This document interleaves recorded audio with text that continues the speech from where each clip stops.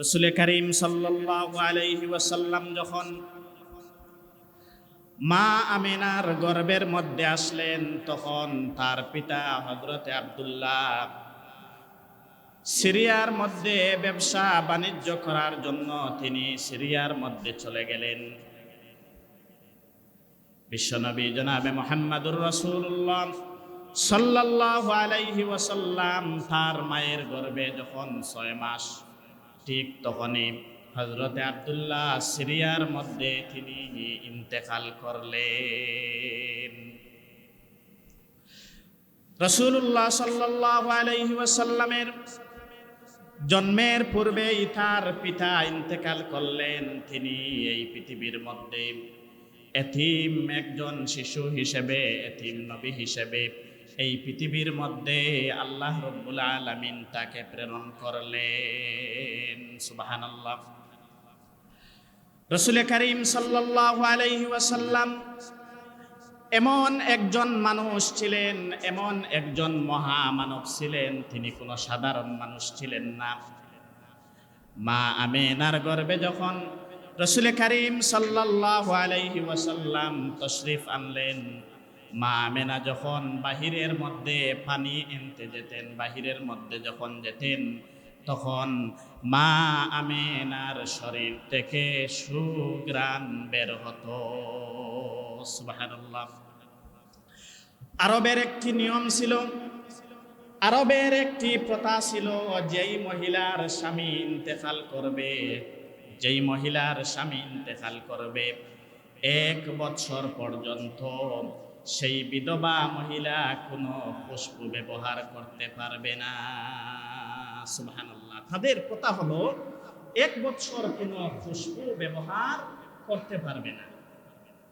মা আমিনা যখন ঘরের বাহিরে তিনি যখন বের হতেন, বিশ্বনবী জনাবে মুহাম্মদুর রাসূলুল্লাহ সাল্লাল্লাহু আলাইহি ওয়াসাল্লাম তখন মা আমিনার গর্ভে তিনি যখন ঘর থেকে বের হতেন, সব আশপাশগুলা খুশবে আর গ্রামে ছড়িয়ে পড়ত। সুবহানাল্লাহ। আরবের মহিলারা মা আমিনার শ্বশুর আব্দুল মুত্তালিবের কাছে একদিন নালিশ নিয়ে এলো, হে আব্দুল মুত্তালিব, তোমার ছেলের বউ বাহিরে যখন বের হয় তখন তার শরীরের মধ্যে খুশবু ব্যবহার করে, ঘ্রাণ ব্যবহার করে, অথচ আমাদের প্রথা, আমাদের নিয়ম হলো যার স্বামী মারা যাবে, যার স্বামী ইন্তেকাল করবে, সে আর কি করতে পারবে না, খুশবু ব্যবহার করতে পারবে না। শিশু মুহাম্মদ সাল্লাল্লাহু আলাইহি ওয়াসাল্লাম যখন গর্ভে এলেন, মা আমিনা যখন থুতু ফেলতেন, মা আমিনার থুতুর মধ্যে মিশকে আম্বরের ঘ্রাণ লেগে যেত। সুবহানাল্লাহ। বিশ্বনবী জনাবে মুহাম্মদুর রাসূলুল্লাহ সাল্লাল্লাহু আলাইহি ওয়াসাল্লাম যখন এই পৃথিবীর মধ্যে আগমন করলেন, এই পৃথিবীর মধ্যে যখন আসলেন, মা আমিনা বলেন, আমার ঘরটি যেন পূর্ণিমার চাঁদের আলোয় আলোকিত হয়ে গেল। সুবহানাল্লাহ। আমার ঘরের মধ্যে যখন বিশ্বনবী আসলেন, আমার ঘর যেন পূর্ণিমার চাঁদ যেন আমার ঘরের মধ্যে চলে আসলো। সুবহানাল্লাহ। বিশ্বনবী জনাবে মুহাম্মদুর রাসূলুল্লাহ সাল্লাল্লাহু আলাইহি ওয়াসাল্লামকে আল্লাহ রাব্বুল আলামিন এই পৃথিবীর মধ্যে প্রেরণ করেছিলেন, এই কারণে তিনি যেন মানুষদেরকে আইয়ামে জাহিলিয়াত থেকে মানুষদেরকে আলোর পথে নিয়ে আসেন। সেই সময়ে দুনিয়ার মধ্যে যত খারাপ কাজ, যত অন্যায় কাজ, জিনা, ব্যভিচার, মানুষ হত্যা, এমন কোনো খারাপ কাজ ছিল না, সেই আইয়ামে জাহিলিয়াতের যুগে হতো না। সুবহানাল্লাহ, নাউযুবিল্লাহ। আল্লাহ সুবহানাহু ওয়া তাআলা তার হাবিবকে প্রেরণ করেছেন একমাত্র তিনি যেন মানুষদেরকে কি করেন, আইয়ামে জাহিলিয়াত থেকে মানুষদেরকে আলোর পথে নিয়ে আসেন। আল্লাহ সুবহানাহু ওয়া তাআলা পবিত্র কালামে হাকিমের মধ্যে বলেন, আলিফ লাম রা কিতাব আনজালনাহু ইলাইকা লিতুখরিজান নাসা মিনাজ যুলুমাতি ইলান নূর। সুবহানাল্লাহ। লিতুখরিজান নাসা মিনাজ যুলুমাত, হে নবী, আমি আপনার উপর একখানা কিতাব নাজিল করেছি, একখানা নূর নাজিল করেছি, একখানা আলো নাজিল করেছি। আপনি যেন মানুষদেরকে আলোর পথে নিয়ে আসেন, মিনাজ যুলুমাতি ইলান নূর, মানুষদেরকে অন্ধকার থেকে আপনি যেন আলোর পথে নিয়ে আসেন। সুবহানাল্লাহ। এই অন্ধকার মানে আলো না থাকার কারণে যেই অন্ধকার, সেই অন্ধকার নয়। রাসূল কারীম সাল্লাল্লাহু আলাইহি ওয়াসাল্লামকে আল্লাহ রাব্বুল আলামিন এই পৃথিবীর মানুষের মুক্তির জন্য, এই পৃথিবীর দরাদামে তিনি প্রেরণ করেছেন। দেখবেন, যত নবী এবং রাসূলগণ আল্লাহ রাব্বুল আলামিন এই পৃথিবীর মধ্যে প্রেরণ করেছিলেন, প্রত্যেককে এক একটি কওমের জন্য, এক একটি গোষ্ঠীর জন্য, এক একটি জাতির জন্য আল্লাহ রাব্বুল আলামিন প্রেরণ করেছেন। কিন্তু তার হাবিব জনাবে মুহাম্মাদুর রাসূলুল্লাহ সাল্লাল্লাহু আলাইহি ওয়াসাল্লামকে আল্লাহ রাব্বুল আলামিন तमाम বিশ্ব জগতের জন্য নবী হিসেবে প্রেরণ করেছেন। সুবহানাল্লাহ। আল্লাহ রাব্বুল আলামিন পবিত্র কালামে হাকিমের মধ্যে ঘোষণা দিয়ে দিলেন, ওয়ামা আরসালনাকা ইল্লা রাহমাতাল লিল আলামিন। সুবহানাল্লাহ। হে নবী, আমি আপনাকে এই পৃথিবীর মধ্যে রহমত স্বরূপ এই পৃথিবীর মধ্যে প্রেরণ করেছি। সুবহানাল্লাহ। বিশ্বনবী জনাবে মুহাম্মদুর রাসূলুল্লাহ সাল্লাল্লাহু আলাইহি ওয়াসাল্লাম যখন এই পৃথিবীর মধ্যে প্রেরণ করলেন, সেই সময়কার মক্কার মধ্যে আবহাওয়া খারাপ ছিল, মক্কার মধ্যে খুব গরম ছিল। মক্কার থেকে অনেক দূর একটি জায়গা, সেই জায়গার নাম হলো তায়েফ। তায়েফের মহিলারা মক্কায় এসে টাকার বিনিময়ে শিশুদেরকে তায়েফে নিয়ে লালন পালন করত। তায়েফের মধ্যে তারা মক্কার থেকে আসতো, আর আসার পরে সেখান থেকে ছোট ছোট শিশুদেরকে তারা টাকার বিনিময়ে তায়েফের মধ্যে নিয়ে যেত। বিশ্বনবী জনাবে মুহাম্মাদুর রাসূলুল্লাহ সাল্লাল্লাহু আলাইহি ওয়াসাল্লামের দুধমা মা হালিমাতুস সাদিয়া রাদিয়াল্লাহু তাআলা আনহা মক্কার মধ্যে আসলেন। তিনি টাকার বিনিময়ে শিশুকে তায়েফের মধ্যে নিয়ে লালন পালন করবেন। আসার সময় তার সাথে যেই বাহনটি ছিল, বাহনটি অত্যন্ত দুর্বল ছিল। সেই গাদা দুর্বল ছিল, দুর্বল থাকার কারণে মা হালিমাতুস সাদিয়া রাদিয়াল্লাহু তাআলা আনহা সব শেষে তিনি মক্কার বাজারের মধ্যে আসলেন। গাদা আপনার দুর্বল, তাই তিনি কি করলেন, সব শেষে তিনি বাজারের মধ্যে আসলেন। আসার পরে দেখলেন বাজারের মধ্যে কোনো শিশু সন্তান নেই। সব শিশুগুলা আগে যারা এসেছিল সবাই নিয়ে চলে গেছে, শুধুমাত্র একটি শিশুকে তার মা কুলে নিয়ে বসে আছেন। সুবহানাল্লাহ। হযরতে হালিমাতুস সাদিয়া রাদিয়াল্লাহু তাআলা আনহা তার স্ত্রীকে বলতেছেন, হে স্ত্রী, আমরা অনেক দূর থেকে কষ্ট করে এসেছি, সুতরাং এই শিশুটাই আমরা না রেখে নিয়ে চলে যাই। আমরা যখন কোনো শিশু পেলাম না, তাহলে এই শিশুটা আমরা নিয়ে চলে যাই, কারণ যেই শিশু আমরা নিব সেই শিশুর বাবা গর্ভে থাকা অবস্থায় কি করেছেন, ইন্তেকাল করেছেন। আর তো এই শিশু অন্যদিকে সে গরিব, অন্যদিকে সে এতিম। মা হালিমাতুস সাদিয়া রাদিয়াল্লাহু তাআলা আনহা তার স্বামীকে বললেন, যখন কোনো সন্তান নেই তাহলে আমরা এই সন্তানটি আমাদের সাথে নিয়ে চলে যাই। মা হালিমাতুস সাদিয়া রাদিয়াল্লাহু তাআলা আনহা বলেন, যখন আমি আমিনার কুলের ওই শিশুর দিকে তাকালাম, আমার মনে হলো আকাশের পূর্ণিমার ছাদ যেন মা আমিনার কুলে বসে আছে। সুবহানাল্লাহ। কবি কাজী নজরুল অত্যন্ত সুন্দর করে তিনি কি করেছেন, বিশ্বনবী জনাবে মুহাম্মদুর রাসূলুল্লাহ সাল্লাল্লাহু আলাইহি ওয়াসাল্লামের নামে তিনি কি লিখেছেন, গান লিখেছেন।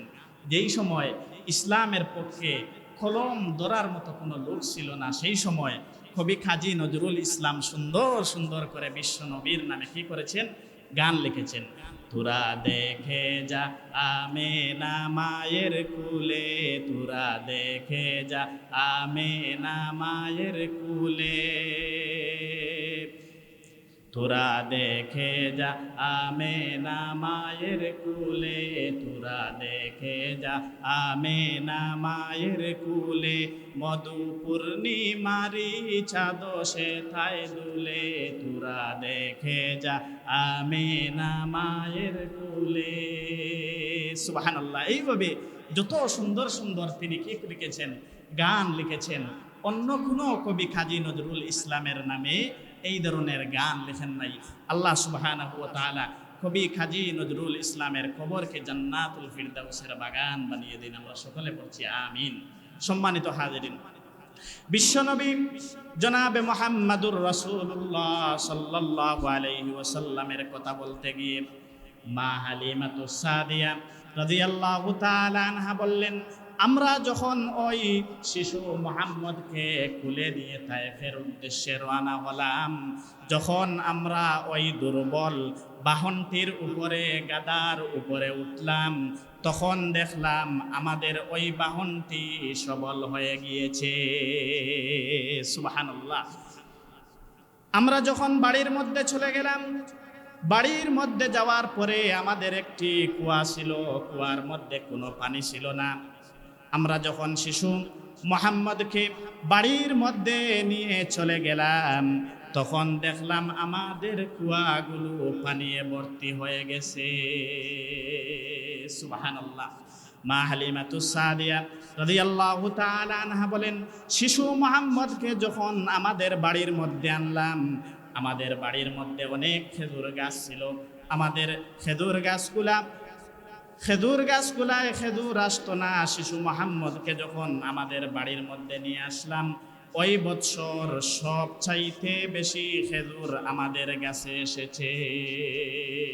সুবহানাল্লাহ। কারণ তারা যেই শিশু নিয়েছে তিনি হলেন রাহমাতুল লিল আলামিন।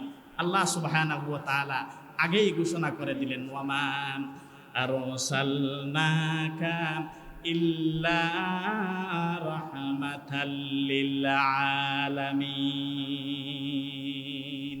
আল্লাহ সুবহানাহু ওয়া তাআলা বিশ্ব নবী জনাবে মুহাম্মদুর রাসূলুল্লাহ সাল্লাল্লাহু আলাইহি ওয়াসাল্লামকে এই পৃথিবীর মধ্যে রহমত স্বরূপ প্রেরণ করেছেন।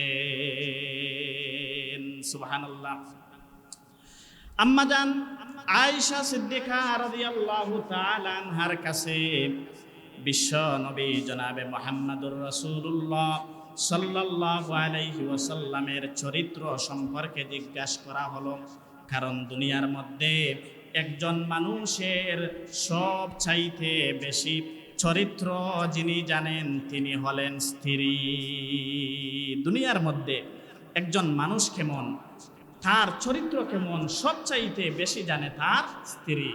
লোকটি ফজরের নামাজ পড়ে কি পড়ে না, নির্ভরযোগ্য তথ্য বলতে পারবে তার স্ত্রী। একজন মানুষ কেমন, সব চাইতে বেশি জানে তার স্ত্রী। আম্মাজান আয়েশা সিদ্দিকা রাদিয়াল্লাহু তাআলা আনহাকে রাসূল সাল্লাল্লাহু আলাইহি ওয়াসাল্লামের চরিত্র সম্পর্কে জিজ্ঞাসা করা হলে আম্মাজান আয়েশা সিদ্দিকা রাদিয়াল্লাহু তাআলা আনহা বলেন, কানা খুলুকুহুল কুরআন। রাসূল কারীম সাল্লাল্লাহু আলাইহি ওয়াসাল্লামের চরিত্র হলো পবিত্র কোরআন মাজিদ। সুবহানাল্লাহ। অর্থাৎ জীবন্ত কোরআন যেন রাসূল কারীম সাল্লাল্লাহু আলাইহি ওয়াসাল্লামের চরিত্র ছিল। ওয়া ইন্নাকা লাআলা খুলুকিন আযীম। রাসূল কারীম সাল্লাল্লাহু আলাইহি ওয়াসাল্লামের চরিত্রের সার্টিফিকেট যিনি দিয়েছেন তিনি হলেন তার রব আল্লাহ, সুবহানাল্লাহ। যার কারণে আল্লাহ রাব্বুল আলামিন এই পৃথিবীর মধ্যে রাসূলকে কি করেছেন? উসওয়াতুন হাসানা, অর্থাৎ উত্তম চরিত্র, যাকে পৃথিবীর মধ্যে যত মানুষ কিয়ামতের আগ পর্যন্ত আসবে সবাই তাকে কি করবে? ফলো করবে।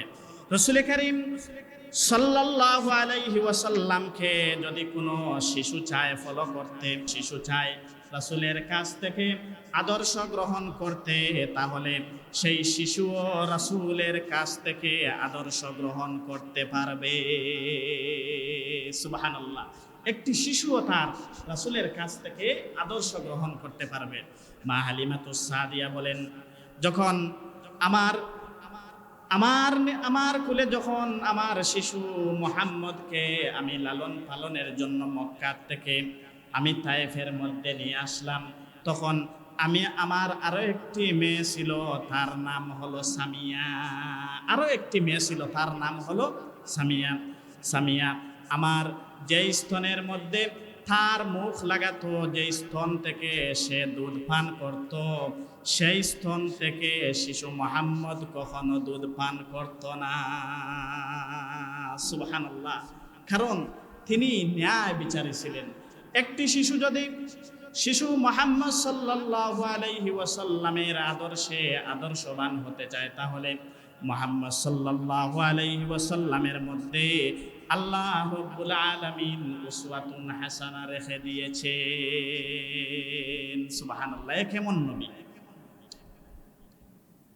যিনি এমন নবী, বিশ্বনবী জনাবে মুহাম্মাদুর রাসূলুল্লাহ সাল্লাল্লাহু আলাইহি ওয়াসাল্লাম হলেন এমন একজন নবী, এমন একজন রাসূল। তিনি যখন রাস্তা দিয়ে হাঁটতেন তখন পুরা রাস্তা সুঘ্রাণে ভরে যেত। সুবহানাল্লাহ। আরবের কাফিরেরা যখন বের হতো, বের হওয়ার পরে তারা বলতো যে নিশ্চয় এই রাস্তা দিয়ে কি করেছেন? শিশু মুহাম্মদ সাল্লাল্লাহু আলাইহি ওয়াসাল্লাম এই রাস্তা দিয়ে কি করেছেন? গিয়েছেন।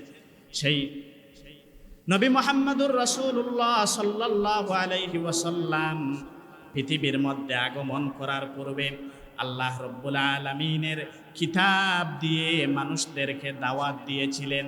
কিতাব দিয়ে মানুষদেরকে দাওয়াত দিয়ে দিয়ে সেই সমাজকে এমন একটি সমাজ হিসেবে উপহার দিয়েছিলেন। পূর্বেকার নাম ছিল আইয়ামে জাহিলিয়াত। আর তিনি এই কোরআন দিয়ে মানুষদেরকে দাওয়াত দিয়ে দিয়ে অন্ধকার থেকে আলোর পথে বের করে নিয়ে এসেছিলেন। পরবর্তীতে সেই সমাজের নাম রাখা হয়েছিল সোনার মদিনা। সুবহানাল্লাহ। আল্লাহ সুবহানাহু ওয়া তাআলা তার হাবিবকে পৃথিবীর মধ্যে প্রেরণ করেছিলেন, তিনি যেন কি করেন? অন্ধকার থেকে আলোর পথে মানুষদেরকে নিয়ে আসেন। আলিফ লাম রা, কিতাবুন আনজালনাহু ইলাইকা লিতুখরিজান নাসা মিনাজ যুলুমাতি ইলান নূর। আমি মুহাম্মদ সাল্লাল্লাহু আলাইহি ওয়াসাল্লামকে এই পৃথিবীর মধ্যে প্রেরণ করেছি, তিনি যেন মানুষদেরকে অন্ধকার থেকে আলোর পথে বের করে নিয়ে আসতে পারেন। অন্য আয়াতে আল্লাহ রাব্বুল আলামিন পরিষ্কারভাবে ঘোষণা করে দিলেন, কুল ইন কুনতুম তুহিব্বুনাল্লাহ ফাত্তাবিউনি ইউহিব্বুকুমুল্লাহ ويغفر لكم ذنوبكم والله غفور رحيم। সুবহানাল্লাহ। বিশ্বনবী জনাবে মুহাম্মদুর রাসূলুল্লাহ সাল্লাল্লাহু আলাইহি ওয়াসাল্লামকে আল্লাহ রাব্বুল আলামিন জানিয়ে দেন, কুল ইন কুনতুম তুহিব্বুনাল্লাহ, হে নবী আপনি দুনিয়ার সমগ্র মানুষদেরকে আপনি জানিয়ে দেন তারা যদি আমি আল্লাহ রব্বুল আলামিনকে ভালোবাসতে চায়, তারা যদি আমি আল্লাহকে যদি ভালোবাসতে চায়, তাহলে তারা একটি কাজ করতে হবে, ফাত্তাবিউনি ইউহিব্বুকুমুল্লাহ। তাহলে তারা যেন আপনি নবীকে অনুসরণ করে। দুনিয়ার মধ্যে যারা নবী মুহাম্মদুর রাসূলুল্লাহ সাল্লাল্লাহু আলাইহি ওয়াসাল্লামকে মডেল হিসেবে মানবে, আদর্শ হিসেবে মানবে, অনুসরণ করবে, আল্লাহ রব্বুল আলামিন ঘোষণা দিলেন তারা দুনিয়ার মধ্যেও তারা সফল কাম হবে, এমনকি আখিরাতের মধ্যেও তারা কামিয়াব হবে। কিয়ামতের দিন কোনো মানুষ জান্নাতে যেতে পারবে না বিশ্বনবী জনাবে মুহাম্মদুর রাসূলুল্লাহ সাল্লাল্লাহু আলাইহি ওয়াসাল্লামের শাফাআত ছাড়া। রাসূল করিম সাল্লাল্লাহু আলাইহি ওয়াসাল্লাম বলেন, কিয়ামতের দিন আমি মুহাম্মদ সাল্লাল্লাহু আলাইহি ওয়াসাল্লামের উম্মত ছাড়া কোন নবীর উম্মত জান্নাতের মধ্যে প্রবেশ করতে পারবে না। সুবহানাল্লাহ। নবী মুহাম্মদুর রাসূলুল্লাহ সাল্লাল্লাহু আলাইহি ওয়াসাল্লাম জান্নাতের মধ্যে প্রবেশ করে তিনি জান্নাতকে উদ্বোধন করবেন। সুবহানাল্লাহ। তাহলে জান্নাতের মধ্যে যেতে হলে দুনিয়ার মধ্যে একমাত্র অনুসরণ যাকে করতে হবে তিনি হলেন কে? নবী মুহাম্মদুর রাসূলুল্লাহ সাল্লাল্লাহু আলাইহি ওয়াসাল্লামকে। ফাত্তাবিউনি মানে অনুসরণ করা, এমনভাবে অনুসরণ করা, অনুকরণ করা, নবী যেইভাবে কি করেছেন তার জীবন পরিচালনা করেছেন ঠিক তেমনিভাবে আপনারও জীবন পরিচালনা করা। রাসূল সাল্লাল্লাহু আলাইহি ওয়াসাল্লামকে যে যত বেশি কি করবে, অনুসরণ করবে, অনুকরণ করবে, কিয়ামতের ওই কঠিন ময়দানে তারা সব চাইতে বেশি রাসূলের নিকটবর্তী হবে।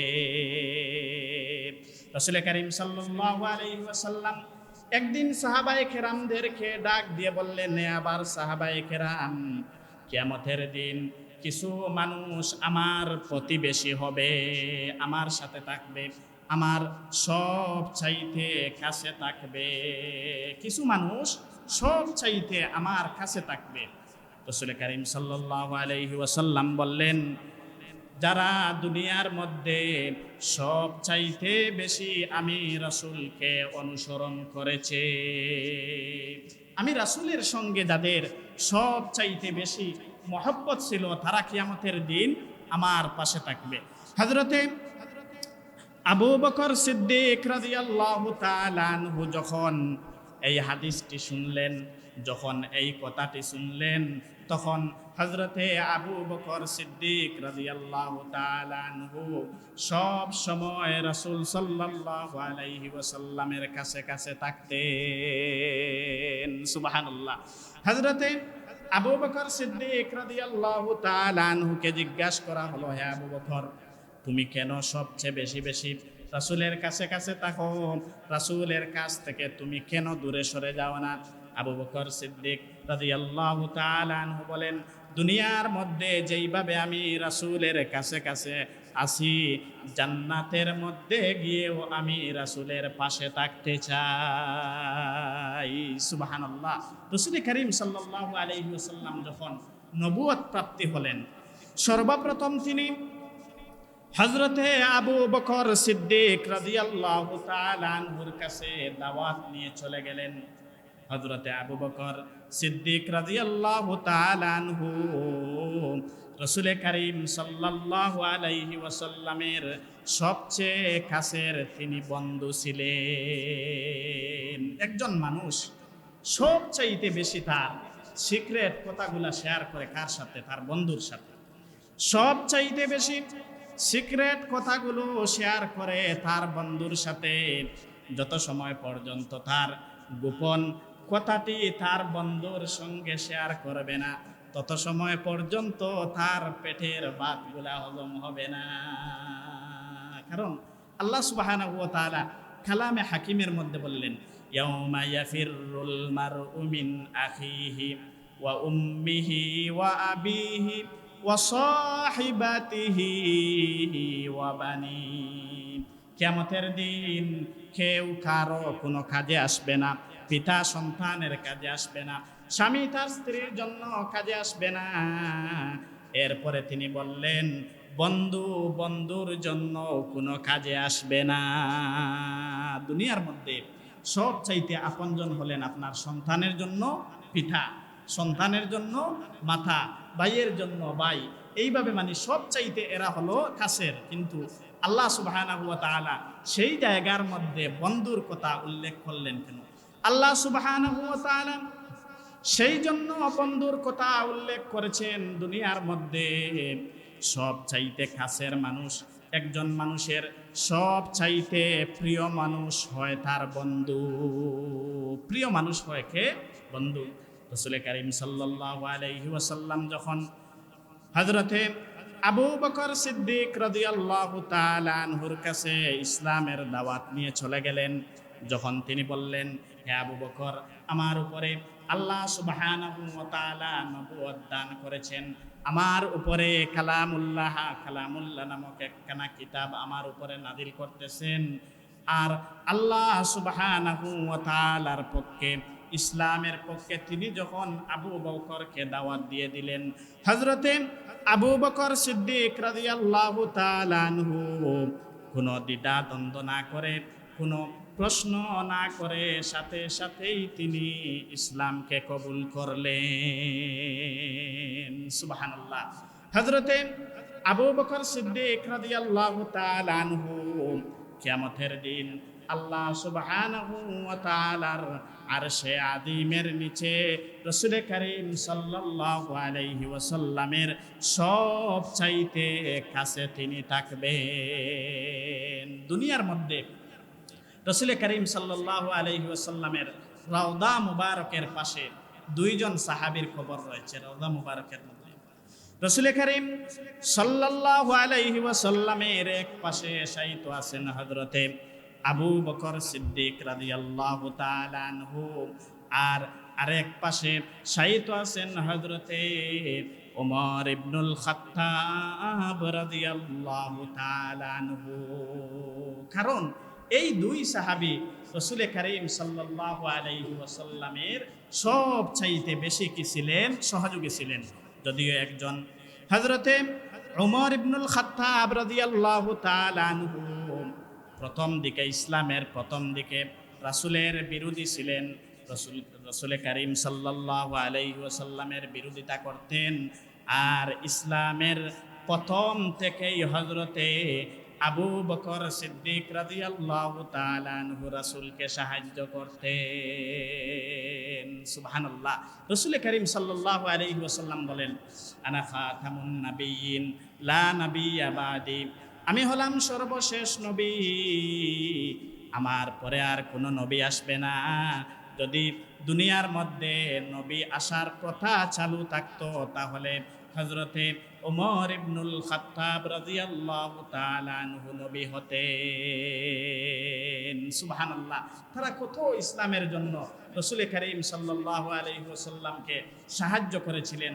দুর্দিনের মধ্যে হযরতে ওমর ইবনুল খাত্তাব রাদিয়াল্লাহু তাআলা আনহু রাসূল কারীম সাল্লাল্লাহু আলাইহি ওয়াসাল্লামের সহযোগী ছিলেন, যার কারণে রাসূল কারীম সাল্লাল্লাহু আলাইহি ওয়াসাল্লাম বললেন, দুনিয়ার মধ্যে যার সাথে সব চাইতে বেশি আপনার মহব্বত থাকবে, কিয়ামতের দিন আল্লাহ সুবহানাহু ওয়া তাআলা তার সাথে আপনার হাসর গোঠাবেন।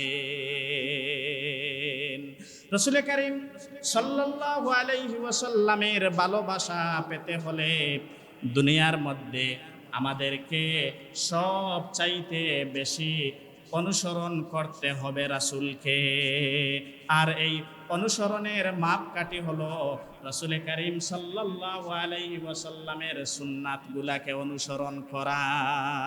রাসূলের সুন্নাহগুলাকে আপনি যত বেশি অনুসরণ করবেন তত রাসূল কারীম সাল্লাল্লাহু আলাইহি ওয়াসাল্লামের সাথে আপনার কি হবে? সম্পর্ক হবে। দুনিয়ার মধ্যে একজন মানুষের শরীরের মধ্যে যদি জীবন্ত কোনো সুন্নত থাকে তাহলে সেই জীবন্ত সুন্নতের নাম হলো দাড়ি। দাড়ি হলো একজন মানুষের জন্য তার জীবন্ত সুন্নত। কারণ রাসূল করিম সাল্লাল্লাহু আলাইহি ওয়াসাল্লামের যত সুন্নাহগুলা রয়েছে, মৃত্যুবরণ করার পরে সব সুন্নাহগুলা দুনিয়ার মধ্যে থাকবে না। পাঞ্জাবি পরা একটা সুন্নত, আপনি মৃত্যুবরণ করেছেন, কবরে কিন্তু পাঞ্জাবি দেওয়া হবে না। মিসওয়াক করা সুন্নত, মৃত্যুবরণ করার পরে এই মিসওয়াক আপনার সাথে দেওয়া হবে না। টুপি পরা সুন্নত, মৃত্যুবরণ করার পরে এই টুপি কিন্তু আপনার মাথায় করে কবরে দেওয়া হবে না। কিন্তু রাসূল করিম সাল্লাল্লাহু আলাইহি ওয়াসাল্লামের একটি মাত্র সুন্নাত, তার নাম হলো দাড়ি। আপনি মৃত্যুবরণ করলেন, দাড়ি সহ আপনাকে কবরের মধ্যে দাফন করা লাগবে, ঠিক কিনা? আল্লাহ সুবহানাহু ওয়া তাআলা পুরুষের সৌন্দর্যের জন্য কি করেছেন? দাড়িগুলা দিয়েছেন। হযরতে ইউসুফ আলাইহিস সালাতু ওয়াস সালামের মতো সুন্দর বিশ্বনবী জনাবে মুহাম্মদুর রাসূলুল্লাহ সাল্লাল্লাহু আলাইহি ওয়াসাল্লামের মতো সুন্দর এই পৃথিবীর মধ্যে আর কোনো মানুষ ছিলেন না। ইউসুফ আলাইহিস সালাতু ওয়াস সালাম কত তিনি কি ছিলেন, কত সুন্দর ছিলেন। আরবের ওই মহিলারা ইউসুফ আলাইহিস সালাতু ওয়াস সালামের চেহারা এমন সুন্দর ছিল, তারা চেহারার প্রেমে পড়ে ফল কাটতে গিয়ে তাদের হাতকে কেটেছে। এত সুন্দর ইউসুফ আলাইহিস সালাতু ওয়াস সালাম ছিলেন। কিন্তু আপনি তালাশ করে দেখেন, ইউসুফ আলাইহিস সালাতু ওয়াস সালামের মুখে দাড়ি ছিল। পৃথিবীর মধ্যে যত নবী, যত পয়গাম্বর এসেছিলেন, যত অলি আউলিয়া এসেছিলেন, সবার মুখে কিন্তু দাড়ি ছিল। দাড়িবিহীন মানুষ কখনো আল্লাহর অলি হতে পারে না। কারণ আল্লাহ সুবহানাহু ওয়া তাআলা মডেল হিসেবে তার রাসূলকে দিয়ে দিলেন যে আপনি কি করেন? রাসূলকে আপনি অনুসরণ করেন, রাসূলকে আপনি অনুকরণ করেন, রাসূলের সুন্নাহগুলা আপনি মেনে মেনে দুনিয়ার থেকে বিদায় হয়ে যান। কিয়ামতের দিন আল্লাহ সুবহানাহু ওয়া তাআলা ওই রাসূলের সাথে আপনার হাসর গোঠাবেন। শুধুমাত্র দাড়ি নয়, যেই সুন্নাহগুলা রয়েছে প্রতিটি সুন্নাহ আমাদেরকে কি করতে হবে? আমাদের জীবনের মধ্যে আপনি কি করতে হবে? ফিট করতে হবে। যত বেশি সুন্নাহগুলা আপনি পালন করবেন, মানবেন, আল্লাহ সুবহানাহু ওয়া তাআলা আপনার জীবনকে তত বেশি কি করে দিবেন? সহজ করে দিবেন। আসুন আমরা আজকের এই আলোচনা থেকে রাসূল করিম সাল্লাল্লাহু আলাইহি ওয়াসাল্লামকে উত্তম আদর্শ হিসেবে আমরা মানি। রাসূল করিম সাল্লাল্লাহু আলাইহি ওয়াসাল্লামের যেই সুন্নাহগুলা দুনিয়ার মধ্যে রয়েছে, সেই সুন্নাহগুলাকে আমরা পালন করার চেষ্টা করি। আল্লাহ রাব্বুল আলামিন আমাদেরকে এই কথাগুলোর উপরে আমল করার তৌফিক দান করেন। আমরা সকলে পড়ছি আমিন।